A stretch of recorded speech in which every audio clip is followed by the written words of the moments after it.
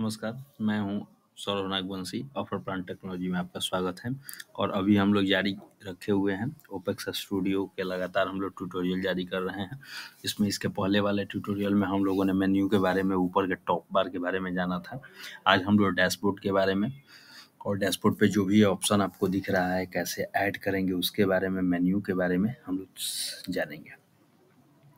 Top बार के बारे में लास्ट वीडियोज में हम लोगों ने यहाँ तक देखा हुआ था, profile, change password, help centre और लॉगआउट का ऑप्शन। अभी यहाँ पे लेफ्ट साइड बार में देखते हैं तो एडमिन दिख रहा है छोटा सा। एडमिन पे क्लिक करेंगे तो चेंज पासवर्ड, हेल्प सेंटर और लॉगआउट का ऑप्शन यहाँ पे भी दिखता है आपको। तो चेंज पासवर्ड आप दोनों जगह से चेंज पासवर्ड पे जा सकते हैं, लॉगआउट भी आप दोनों जगह से कर सकते हैं, दोनों सेम चीज़ें हैं। इसके जस्ट बाद नीचे DEV करके दिख रहा है, क्योंकि अभी मैंने डेवलपर ऑप्शन ऑन किया है और ये डेवलपरों के लिए है, इसलिए बाय डिफ़ॉल्ट एक DEV नाम का यूज़र, जो एडमिन का जो डिफ़ॉल्ट यूज़र पासवर्ड होता है वो डेवलपर रोल में रहता है। डेवलपर रोल में यूज़र को एवरीथिंग एक्सेसिबल होता है, कोई रिस्ट्रिक्शंस नहीं होता है। तो ये डेवलपर बाय डिफ़ॉल्ट एक टाइप होता है, यूज़र का टाइप होता है, जिसको शॉर्ट में हम लोग DEV बोलते हैं या डेव बोल सकते हैं। इसके जस्ट नीचे डैशबोर्ड एक डिफ़ॉल्ट आपका मेन्यू या लेफ्ट मेन्यू जो भी बोल सकते हैं आप इसको, ये मेन्यू बाय डिफ़ॉल्ट रूप से रहता है। इसके जस्ट नीचे मेन मेन्यू करके और ब्लैंक स्पेस दिख रहा है। जितने भी मेन्यू फ्यूचर में अभी क्रिएट होंगे ये सब मेन मेन्यू के अंदर होंगे, और डेवलपर मेन्यू पहले से रहता है, जो कि केवल डेवलपर लॉगिन पे ही ये मेन्यू दिखता है। इसके जस्ट नीचे हेल्प एंड सपोर्ट का ऑप्शन होता है, जहाँ पे डेवलपर आप अपना यूज़र, अपना ईमेल आईडी, व्हाट्सएप नंबर यहाँ पे ऐड कर सकते हैं।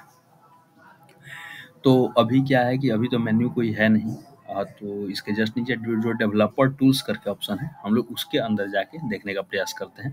इसके जस्ट नीचे दो और डैशबोर्ड पे देखेंगे तो एक ईयर और दूसरा जो है ऑलरेडी इसका नाम आपको दिख रहा है, और लास्ट में प्लांटेड बाय, जो भी डेवलपर का नाम होता है हमेशा वेब एप्लीकेशन में नीचे planted by, design by, developed by, maintain by, hosted by, ऐसे करके अब डेवलपर अपना यूज करते हैं। तो यहाँ पे भी हम लोग, क्योंकि ऑफर प्लांट टेक्नोलॉजी ने डेवलप किया है, तो ऑफर प्लांट टेक्नोलॉजी हमेशा प्लांटेड बाय यूज करता है, तो प्लांटेड बाय ऑफर प्लांट आपको दिया हुआ है। यहाँ पे डेवलपर टूल्स में जब हम लोग ओपन करते हैं तो एक लंबा सा मेन्यू आपके नज़र के सामने होगा। हम एक एक करके पूरे मेन्यू की चर्चा करेंगे, जिसमें पहले आपको दिख रहा है config manager, table manager, table editor, data manager. Naming convention इस टाइप से रखा हुआ है कि मैक्सिमम चीज़ें इसी से क्लियर हो जाए। कॉन्फ़िग शब्द कॉन्फ़िगरेशन का शॉर्ट फॉर्म है। कॉन्फ़िगरेशन मतलब सेटिंग्स या फिर उससे रिलेटेड कुछ जो बेसिक डिटेल्स है उनको फर्स्ट टाइम सेटअप करना कॉन्फ़िग सिस्टम में बोला जाता है। तो यहाँ पे कॉन्फ़िग मैनेजर है, जो भी बेसिक सेटिंग्स आपको सिस्टम के अंदर दिख रहा है ये सब कॉन्फ़िग मैनेजर से मैनेज होता है। यानी जितने भी आपको वेरिएबल सेट करने हैं, जितने भी आपको लिस्ट जनरेट करने हैं, जितने भी बेसिक इन्फॉर्मेशंस आपको रखने हैं, ये कॉन्फ़िग मैनेजर के अंदर आप रख सकते हैं। इसके जस्ट नीचे टेबल, हम एक एक करके एक एक मेन्यू पे डिस्कस करेंगे। तब तक के लिए अभी हम लोग केवल मेन्यू के ऊपर चर्चा कर रहे हैं। तो जस्ट लाइक टेबल मैनेजर, जितने भी टेबल बने हुए हैं इस सिस्टम के अंदर, ये टेबल मैनेजर में आप देख सकते हैं। बाय डिफ़ॉल्ट रूप से 10 टेबल, 10 टेबल्स आपके सिस्टम में ओपेक्स स्टूडियो के द्वारा दिया हुआ रहता है, जिससे ये पूरा का पूरा आपका स्टूडियो, यानी कि ये पूरा एप्लीकेशन आपका मैनेज होता है। ये टेबल वाले वीडियो में हम लोग इसका डिटेल जानेंगे। इसके जस्ट नीचे टेबल एडिटर है। टेबल एडिटर में किसी भी टेबल को आप एडिट कर सकते हैं, उसके इन्फॉर्मेशन को छेड़छाड़ कर सकते हैं, चेंज कर सकते हैं। ये टेबल एडिटर का पार्ट होता है। इसमें आप कोई भी टेबल जब सेलेक्ट करते हैं तो उस टेबल के पूरे डिटेलिंग आपको यहाँ पे दिखाई देती है। टेबल एडिटर वाले फ्यूचर वीडियो में हम लोग इसके बारे में पूरा डिटेल जानेंगे। इसके बाद डेटा मैनेजर, पूरे एप्लीकेशन के अंदर जितना भी डेटा रखा हुआ है वो किसी भी टेबल में रखा हुआ है, आप उस यहाँ से उस डेटा को देख सकते हैं, एडिट कर सकते हैं, डिलीट कर सकते हैं, मॉडिफाई कर सकते हैं।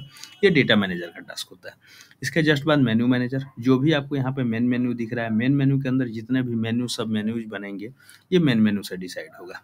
अभी मेन मेन्यू में आपको ब्लैंक दिख रहा है। जैसे जैसे हम लोग मेन्यू ऐड करते जाएंगे यहाँ पे ऑप्शंस आपके ऐड होते जाएंगे। इसके जस्ट नीचे हम लोग देख पा रहे हैं कि रोल मैनेजर जैसा कि नाम से ही क्लियर हो जा रहा है कि इसमें रोल और रिस्पॉन्सिबिलिटी तय करेंगे। बहुत सारे अलग अलग टाइप के यूज़र टाइप जब हम लोग डिफाइन करते हैं तो हर एक यूज़र को लिमिटेड कुछ प्रिविलेज हम लोग देते हैं, किसी को रिस्ट्रिक्शंस लगाते हैं, किसी को अलाउ करते हैं। तो ये जो टास्क है ये रोल मैनेजर से डिफाइन होता है कि किस यूज़र को कौन सा टास्क देना है। ये रोल मैनेजर में आगे हम लोग इसका डिटेलिंग करेंगे, ठीक है। इसके जस्ट बाद यहाँ पे आते हैं बल्क इंपोर्ट। बल्क इंपोर्ट नाम से ही क्लियर है आपको कि जब भी बल्क में डेटा आपको सिस्टम के अंदर डालना होता है तो उसको इंपोर्ट हम लोग बोलते हैं, और जब सिस्टम से डेटा लेना होता है तो उसको हम लोग एक्सपोर्ट बोलते हैं, ठीक है। तो इंपोर्ट एक्सपोर्ट का कॉन्सेप्ट आपको क्लियर हो गया होगा कि जब भी हमको किसी भी पर्टिकुलर टेबल में जब डेटा हम लोगों को बल्क में ऐड करना होता है एक्सेल से, सीएसवी फाइल से या एसक्यूएल के थ्रू, तो हम लोग बल्क इंपोर्ट ऑप्शन का यूज करेंगे। इसके जस्ट नीचे यूजर मैनेजर है। यूजर मैनेजर में हम लोग क्या करेंगे कि जितने सारे यूजर क्रिएट होंगे और जितने यूजर टाइप क्रिएट होंगे, ये यूजर मैनेजर का पार्ट होता है। उनके पासवर्ड चेंज करना, उनका नेम बनाना, उनका फुल नेम सेट करना। जैसे बाय डिफ़ॉल्ट रूप से एक आपको यूजर यहाँ पे दिख रहा है कि यहाँ पे उसका नेम, उसका full name, mobile number, email ID और जो भी एक्शन आपको परफॉर्म करना है, यहाँ पे 4 एक्शन दिए हुए हैं। ये एक्शन यहाँ से डिसाइड होगा। इसके जस्ट बाद हम लोग यहाँ पे देख पा रहे हैं रिसाइकिल बिन का ऑप्शन, जो कि येलो कलर का मेनू आपको दिख रहा होगा। रिसाइकिल बिन क्या होता है, जितना भी सिस्टम से यहाँ पे डिलीट और रिमूव 2 वर्ड यूज होता है।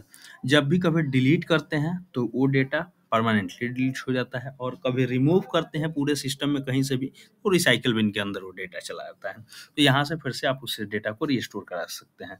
जैसा कि विंडोज के अंदर रिसाइकिल बिन का कॉन्सेप्ट है, सेम कॉन्सेप्ट यहाँ भी यूज किया गया है। और last but not list, create backup का ऑप्शन, कि आप इसमें जो डेटाबेस होता है, डेटाबेस क्रिएट होता है, उसका बैकअप आप यहाँ से डाउनलोड कर सकते हैं। ऑल आइकन्स का ऑप्शन यहाँ पे मिल जाता है आपको। ऑल आइकन्स में यहाँ पे बहुत सारे आइकन जो सिस्टम के अंदर यूज किए जाते हैं या फ्यूचर में आपको यूज करना है, उस आइकन को आप यहाँ पे ऐड कर सकते हैं, यहाँ से यूज कर सकते हैं। क्लिक करके यहाँ से आप कॉपी कर सकते हैं। जैसा ही आप क्लिक करते हैं वो कॉपी हो जाता है, आप कहीं भी इसको यूज कर सकते हैं। इसके जस्ट नीचे एक सेटिंग मैनेजर करके ऑप्शन दिया हुआ है। जो भी आपको लॉगिन स्क्रीन पे ऑप्शंस दिख रहे थे, लोगो, जो favicon, background video, background images, logo का विड्थ, हाइट, उसका कलर, पूरे, तो ये काम आप सेटिंग्स मैनेजर से कर सकते हैं। और इसके जस्ट बाद सबसे लास्ट में आपको डॉक्यूमेंट मैनेजर, ये एक न्यू फीचर है जो कि ऐड किया गया है। इसमें जितने भी अपलोड ऑप्शंस होते हैं, यानी कि कहीं भी आप पूरे सिस्टम में जब अपलोड यूज करते हैं तो अपलोड हुआ डेटा जो होता है अपलोड फोल्डर के अंदर एग्जिस्ट करता है। तो आप यहाँ से पूरे फ़ोल्डर को, आप फ़ाइल को देख सकते हैं कि कौन-कौन सा फ़ाइल या डॉक्यूमेंट हमारे सिस्टम में अपलोड है। अगर वो अनवांटेड है तो आप यहाँ से रिमूव कर सकते हैं। अगर आपको कहीं दूसरी जगह यूज़ करना हो तो यहाँ पे कॉपी करके उसका यूआरएल कहीं दूसरी जगह भी यूज़ कर सकते हैं। ये मल्टीपल यूज़ के लिए या बल्क एक्शन के लिए दिया हुआ है कि आप डिलीट कर सकते हैं, या कोई डायरेक्टली कोई फ़ाइल आपको अपलोड करना हो सिस्टम के अंदर तो डॉक्यूमेंट मैनेजर से आप अपलोड कर सकते हैं। तो ये थे हमारे लेफ्ट आइकन, लेफ्ट मेनू के अंदर डेवलपर टूल्स, और डेवलपर टूल्स में डेवलपर को क्या-क्या मेनूज़ हैं, क्या-क्या फैसिलिटीज़ प्रोवाइड किया गया है ओपेक्स स्टूडियो में, इसके बारे में हम लोगों ने जाना। अब एक-एक करके फ्यूचर वीडियो में हम लोग एक डेवलपर मेनू के एक-एक मेनू को जानेंगे। तब तक के लिए धन्यवाद, बने रहिए।